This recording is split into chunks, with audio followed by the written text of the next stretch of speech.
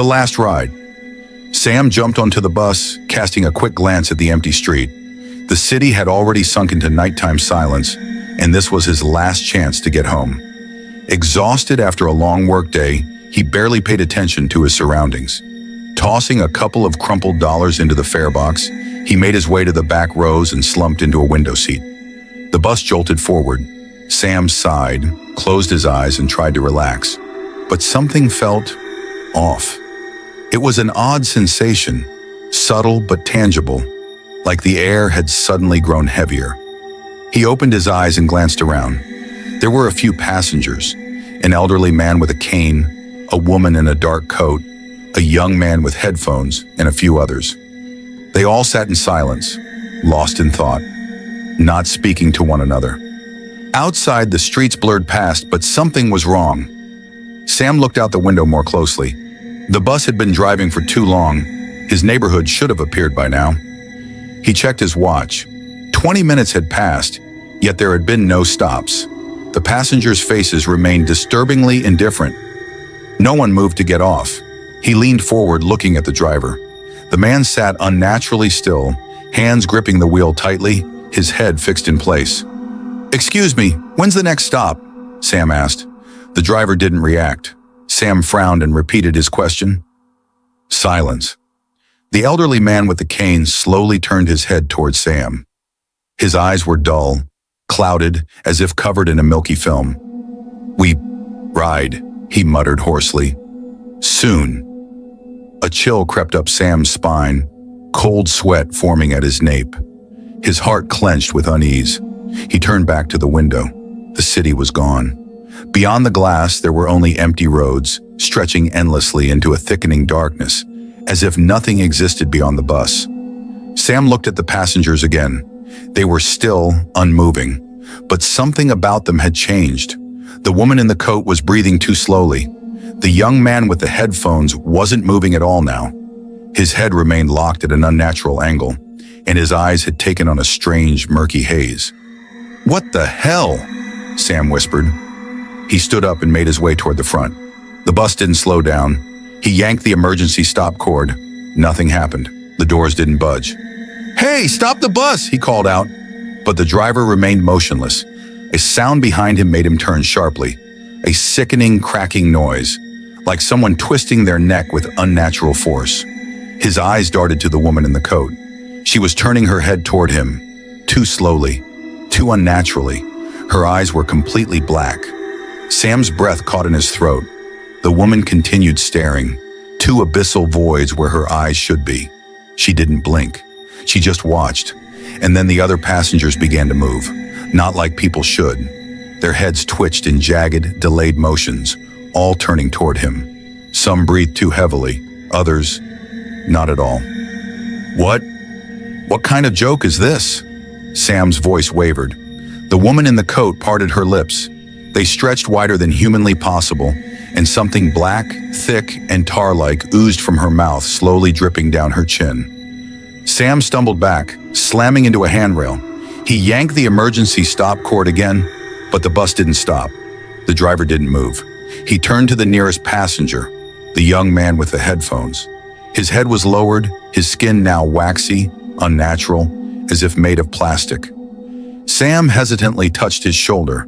The young man's head lifted. His eyelids peeled back. There were no eyes, just smooth, empty sockets. Sam recoiled, heart hammering. "What the hell is wrong with you people?" The young man suddenly smiled. Cracks spiderwebbed across his face, like an old porcelain doll. In that moment, Sam understood.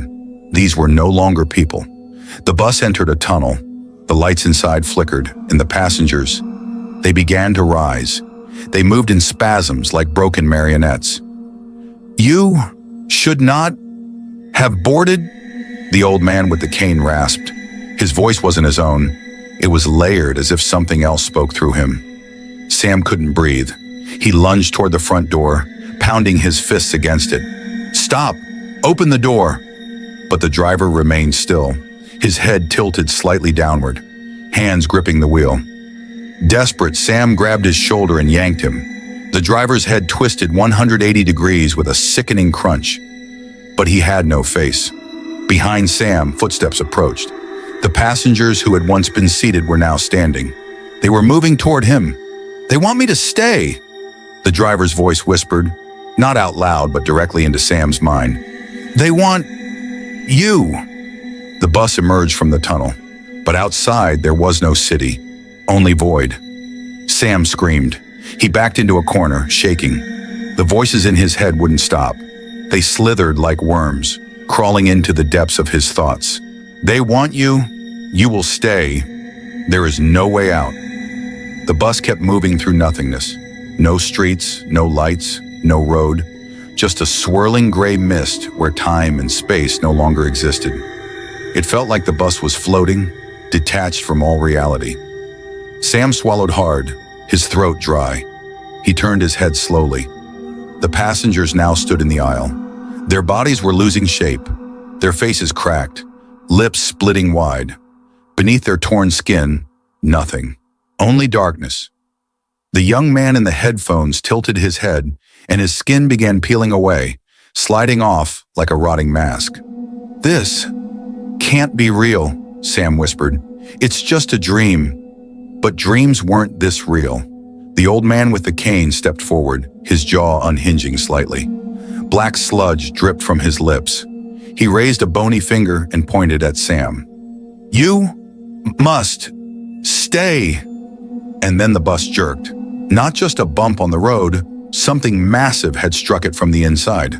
The old man's head twitched, his mouth stretching open. A deep, wet clicking sound came from the hollow void of his throat. Another impact. Sam panicked, spinning around. The window no longer reflected his face. It reflected another version of him, pale, with empty black eye sockets. It was smiling. And then, "Look behind you." Sam whipped around. The bus doors were ajar, but there was no road outside, only a gaping mouth of darkness. A hand emerged from the void, human in shape, but its fingers were broken, nails ripped to the flesh. It hung there, motionless, until a sharp crack sounded. The fingers twitched, gripping the rail. And then, it started pulling itself inside. Sam froze in horror. He turned, colliding with something solid. Looking up, he saw one of the passengers, the woman in the coat. Her face was no longer human. Her eyes were gone. Her skin had split, revealing only an endless black void underneath. "There is no exit," she whispered, her voice dry, cracking like old parchment. "He sees you." Sam backed away. The hand from the void clutched the railing harder. Another hand followed. Something massive was trying to get inside. The bus shuddered violently. The lights flickered. The passengers didn't move, but he felt their eyes on him, even the ones without eyes. Sam grabbed the driver again, spun him around. But the driver had no face, just smooth, grayish skin where his features should have been. And yet, Sam felt him watching. "Stop this bus!" he screamed. The driver slowly unclasped his fingers from the wheel. The bus swerved violently, but it didn't slow down.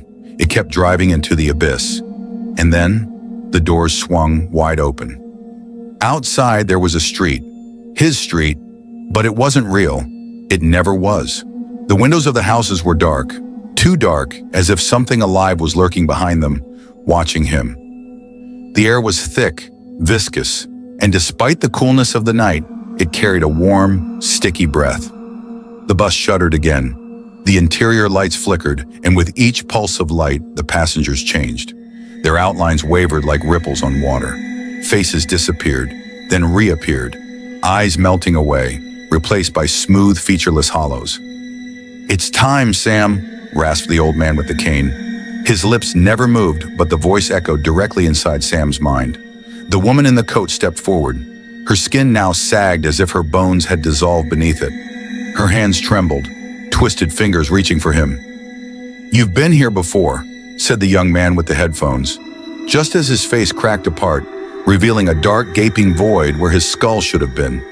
"You're lying," Sam screamed, lunging for the door and stepping out onto the street. But he never touched the ground. He fell. Reality twisted, stretched, and in the next second, he was back. On the bus, in his seat. His eyes snapped open. His heart pounded violently. The bus rolled forward. The driver sat in place, gripping the wheel. The passengers sat quietly, lost in their thoughts. Everything looked normal. Sam took a shaky breath and touched his wrist. His skin was damp, as if he had just surfaced from freezing water. Was it all a dream? A panic attack? Slowly, he lifted his gaze and saw familiar streets outside the window. Yes, his neighborhood. His stop. The bus made the familiar turn. Everything was fine. His stop was announced. The doors opened. No one moved. Sam slowly stood up, walked to the exit, and turned back. Every passenger was staring at him. He couldn't see their eyes, but he felt their gaze. They didn't move.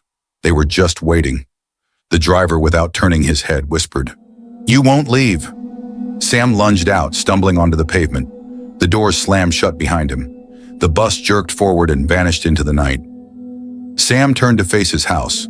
All the windows were dark, and in the doorway, hidden in the shadows, figures stood, waiting.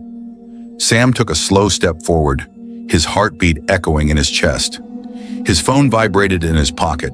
He yanked it out, hoping to see a familiar number. But there was no name, no number, just a message. "Welcome home." His hands trembled, but he pressed the call button anyway. The ringing stretched on endlessly. Then a voice answered, his own. "You're already home, Sam. You've always been here." The phone slipped from his fingers, hitting the pavement with a crack.